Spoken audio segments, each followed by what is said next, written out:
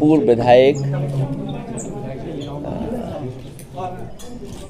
यूसुफ अंसारी जी के पारिवारिक कार्यक्रम में मैं शामिल होने आया हूं। परिवार के सदस्य और जिनका अभी विवाह हुआ, मैं उनको बधाई और मुबारकबाद देकर के आ रहा हूँ। मुरादाबाद, रामपुर और आसपास के ज़िले ये समाजवादियों के साथ हमेशा रहे हैं। मुझे याद है कि पिछले चुनाव में मैं मुरादाबाद नहीं पहुंच पाया था और कई बार कुछ लोगों से जब बात हुई, उन्होंने यही कहा कि आप दूसरे ज़िलों को देखिए, यहाँ तो हम आपको जिता करके भेज रहे हैं। मैं मुरादाबाद और आसपास की जनता का बहुत धन्यवाद देता हूँ जिन्होंने उन परिस्थितियों में समाजवादी पार्टी की मदद की और समाजवादी पार्टी के एक एक प्रत्याशी को जिताने का काम किया। हालांकि यूसुफ अंसारी साहब 2 बार बहुत करीब से रह कर के नहीं जीत पाए।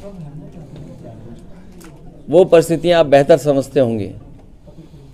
मुझे उम्मीद है कि आने वाले समय में यहाँ आसपास के जितना भी इलाका है, क्षेत्र है, वो एक बार फिर समाजवादी पार्टी के साथ खड़ा दिखाई देगा। जब से बीजेपी की सरकार आई है, अन्याय लगातार बढ़ता जा रहा है और अन्याय चरम सीमा पर है। और कई ऐसे मौके हैं, मैं आपको कन्नौज का उदाहरण दे सकता हूं। वहां पर सरकार के डिप्टी सीएम के माध्यम से लगातार संपर्क रहा। वहां पर बहुत सारे भारतीय जनता पार्टी के लोग लगे रहे। एक हत्या हुई, उसके बाद मैंने जिलाधिकारियों को कहा कि अगर हत्या हुई है उसके दोषी आप लोग हैं, प्रशासन है। और ये बात मैंने इसलिए कही कि अगर प्रशासन सही समय पर न्याय दे दे तो घटनाएं नहीं होंगी। प्रशासन पूरा भारतीय जनता पार्टी के इशारे पे काम कर रहा है और कई जिलों में भारतीय जनता पार्टी का पदाधिकारी बन के काम कर रहे हैं। वो रामपुर हमारे बगल में आदरणीय आजम खान साहब बैठे हैं, इन पे सब झूठे मुकदमे लगे हैं। इतनी परेशानी, तकलीफ और इस तरह का अन्याय किसी भी राजनीतिक परिवार के साथ नहीं हुआ होगा जितना इनके साथ हुआ है। आज जब मैं आपसे मिल रहा हूं, बात कर रहा हूं, सुबह सुबह मेरे घर पर एक परिवार आया और रोता हुआ आया कि रात में उनके परिवार एक समाजवादी पार्टी के पूर्व में रहे प्रत्याशी, उसको उठा लिया है पुलिस ने। मैं लखनऊ से चल कर के बरेली, बरेली से चल कर के रामपुर और रामपुर से मुरादाबाद तक मैं फ़ोन मिलाता रहा हूँ, लेकिन अभी तक पुलिस कप्तान का फ़ोन नहीं उठा। सोचिए, अगर पुलिस के अधिकारी भारतीय जनता पार्टी के पदाधिकारी बन जाएंगे, उनसे क्या न्याय की उम्मीद करेंगे आप? और ये एक घटना नहीं है। झांसी में दीपक यादव जो घटना में नहीं था, कहीं मौजूद नहीं था, सीडीआर में कहीं नहीं। आजकल तो इतना कुछ है, साइंटिफिकली आप टेक्नोलॉजी से प्रूव कर सकते हैं कौन कहाँ किस समय था। वो मौके पे नहीं, उसको जेल भेज दिया। ईडी, सीबीआई, जितनी भी संस्थाएं, वो सब पीछे लगा दी। रमाकांत यादव, मैं कितने नाम लूँ जो समाजवादी पार्टी के लोगों पर झूठे मुकदमे लगे हैं। ये भारतीय जनता पार्टी ने जो नई परंपरा चलाई है, ये लोकतंत्र को खतरा पैदा कर रही है। लोकतंत्र में ये स्वस्थ व्यवहार नहीं है कि आप अपने पॉलिटिकल लोगों पर झूठे मुकदमे लगाएं। मुझे याद है जिस समय बिजली विभाग का प्रोविडेंट फंड, उनके कर्मचारियों का एक प्राइवेट कंपनी में इन्वेस्ट कर दिया गया था। वो कंपनी जब भाग गई, कंपनी जब लॉस में चली गई, तो उस समय जिन अधिकारियों ने फैसला लिया था उनको जेल भेजा गया था, उनके खिलाफ कार्रवाई की गई थी। मैं इन्हीं भारतीय जनता पार्टी के लोगों से पूछना चाहता हूं, LIC, state bank of India और न जाने कितनी संस्थाओं का पैसा अपने सबसे प्रिय उद्योगपति को लगा दिया। आज कई लाख करोड़ का घाटा हो गया है। क्या उन अधिकारियों को भी जेल भेजा जाएगा जिस तरीके से प्रोविडेंट फंड को भेजने वाले अधिकारियों को सालों साल जेल रखा गया था? क्या भारतीय जनता पार्टी SBI, क्या भारतीय जनता पार्टी LIC के बड़े अधिकारियों को जेल भेजेगी? क्योंकि उत्तर प्रदेश में एक उदाहरण है कि अगर आपने किसी प्राइवेट कंपनी में इन्वेस्ट कर दिया है सरकार का पैसा और वो प्राइवेट कंपनी अगर भाग गई है तो उस समय के अधिकारियों ने जिन्होंने फैसला लिया उनके खिलाफ कार्रवाई हुई, जेल भेज दिया गया। क्या इस तरह जो लाखों करोड़ रुपया डूब गया केवल 2 कंपनियों में, क्या उनके SBI के, क्या LIC के बड़े अधिकारियों को जेल भेजा जाएगा? और देश को तो सपना ये दिखाया जा रहा था कि दुनिया में वो सबसे बड़े उद्योगपति बन जाएंगे, नंबर 1 पर उद्योगपति होंगे। लेकिन आज जब सूची देखते हैं तो 20 की सूची में भी वो नाम नहीं आ रहा है। आखिरकार कितना झूठ बोलेगी ये सरकार? उनकी तो वैल्यूएशन गई है, लेकिन जिन लोगों ने पैसा इन्वेस्ट किया था उन आम लोगों का पैसा चला गया। और ये सरकार कहती है कि हम इन्वेस्टमेंट लाएंगे। जिन कंपनियों ने MOU किया है, क्या इन्वेस्टमेंट आएगा? और लखनऊ में जो तैयारी हो रही है इन्वेस्टमेंट की, कम से कम सरकार ये बताए कि पिछली बार इन्वेस्टमेंट कितना आया था जब पहले बार MOU हुए थे। मुख्यमंत्री जी तो कह रहे हैं 75% वो ज़मीन पर ले आए। मुरादाबाद में बताओ कोई बड़ा कारखाना लगा हो सरकार की तरफ से, अमरोहा में कोई बड़ा कारखाना लगा हो सरकार की तरफ से, रामपुर में बड़ा कोई कारखाना लगा हो सरकार की तरफ से, या सरकार के प्रयासों से बरेली में कोई कारखाना ना लगा हो। जब इन जिलों में और हम आसपास के ज़िलों में उत्तर प्रदेश में देखते हैं कि कहीं भी कोई बड़ा इन्वेस्टमेंट नहीं आया है, तो हम कैसे मान लें कि जो MOU हो रहे हैं वो सच MOU हो रहे हैं? और सच्चाई तो ये है कि भारतीय जनता पार्टी के लोग कागज़ लेकर के घूमते हैं और कहीं कोई अगर टाई पहने और सूट पहने दिख जाए उससे MOU कर लेते हैं। 5 लाख करोड़ का तो ज़मीन पे पहुंचा नहीं, अब तैयारी है न जाने कितने लाख करोड़ की, तो क्या ज़मीन पर पहुंचेगा? ये भारतीय जनता पार्टी जनता को धोखा दे रही है। जिस तरीके से नंबर 1 पे उद्योगपति पहुंचाने का सपना दिखाया था, वो पता नहीं उद्योगपति कहाँ पहुंचेंगे। और अभी तो शेयर गिर रहे हैं, पूरी सरकार लगी है बचाने में, पूरा तंत्र लगा हुआ है बचाने में, पूरी फाइनेंशियल इंस्टीट्यूशंस लगी हैं बचाने में। तो सोचिए, जब एक उद्योगपति के साथ इतनी इंस्टीट्यूशंस हों वो नहीं बच पा रहा है, तो और आम व्यापारी उद्योगपतियों का क्या होगा? जब देश का इतना बड़ा उद्योगपति डूब रहा है तो उस इन्वेस्टमेंट के बहाने उत्तर प्रदेश में कौन इन्वेस्टमेंट करने आएगा?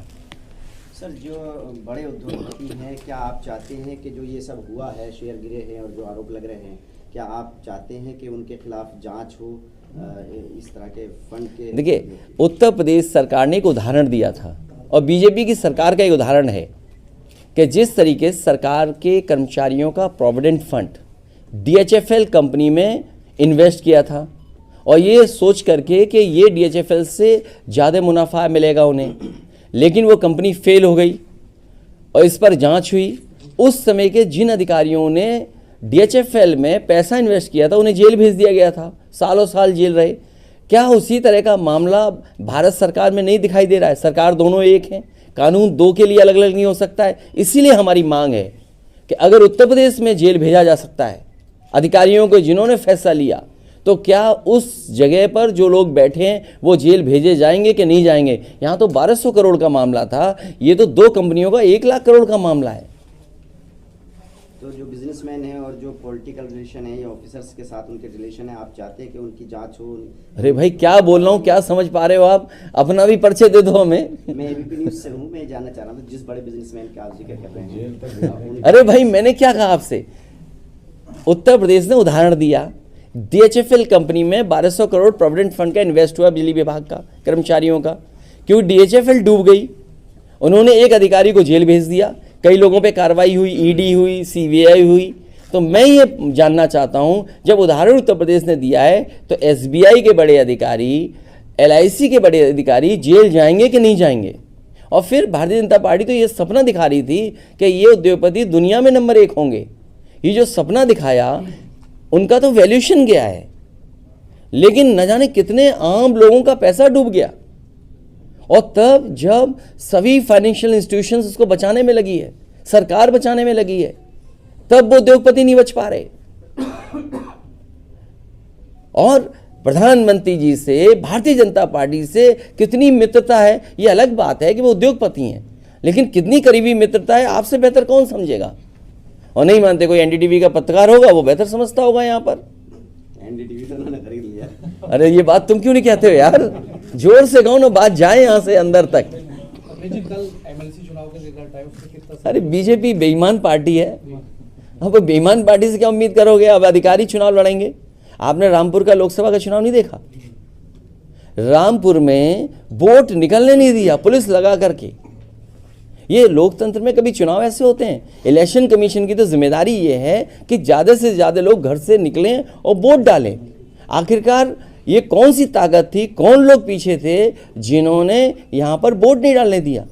मैनपुरी में भी कोशिश की, लेकिन मैनपुरी की जनता ने तय कर लिया था कि अगर उन्हें जान भी देनी पड़ेगी तो वो वोट डालने जाएंगे। और अगर रामपुर के लोग भी ये तय कर लें जान चली जाए लेकिन हम वोट डालने जाएंगे, लोकतंत्र बचाने जाएंगे, तो आने वाले समय में परिणाम दूसरा होगा। वहाँ गोली नहीं चलती, रामपुर में गोली चलती और लोग मारे जाते हैं। हमने मरने से बचाया है लोगों को, हमें मालूम था मारे जाएंगे लोग। सही बात। सर, इन यहाँ जो लोग परिस्थितियों रहते में हैं 85 बनाम 15 का टारगेट कैसे पूरा करेंगे? ये क्या चीज़ है? अभी भाजपा का जो आया था 80 बनाम 20, उसमें आपकी तरफ से हुआ था कि नहीं नहीं नहीं, देखिए भाजपा को आप समझो, जी भाजपा के पास कोई महंगाई कम करने का कोई रास्ता नहीं है, बेरोजगारी कम करने का कोई रास्ता नहीं है। चरम सीमा पर दोनों चीज़ें पहुंच गई हैं, और अगर चरम सीमा पे दोनों चीज़ें पहुंची हैं तो वो कैसे ख़त्म करेंगे? कोई अगर उनके पास रास्ता हो तो बताओ। 2024 के लिए क्या रणनीति है आपकी? मुझे उम्मीद है कि जिस तरीके से जनता निराश हुई है इन लोगों से, और ये तो विदाई का बजट था, जैसे विदाई में गाना गाते हैं, मुझे नहीं पता आपके विदाई में गाना होता है कि नहीं होता है। ये तो विदाई बजट था, ये समझ लो विदाई है इसके बाद। अगले जी लखनऊ में पोस्टर लग रहे हैं आपकी पार्टी की तरफ से कि भाजपा ब्राह्मण विरोधी है, उस पे क्या? नहीं, ये नहीं कहा हम लोगों ने, नहीं हमने विरोधी नहीं कहा। हमारी पार्टी का जो भारतीय जनता पार्टी ने सवाल उठाया है या जो बहस छिड़ी है वो हम पूछना चाहते हैं उनसे सदन में, और सदन में मुख्यमंत्री जी से बेहतर कोई नहीं कह सकता है, क्योंकि मुख्यमंत्री जी न केवल मुख्यमंत्री हैं बल्कि वो साधु संत योगी भी हैं और एक पीठ से आते हैं। हमें उम्मीद है कि वो कम से कम वो बताएंगे जिससे कि हमें जानकारी हो जाएगी आखिरकार हम लोग क्या हैं।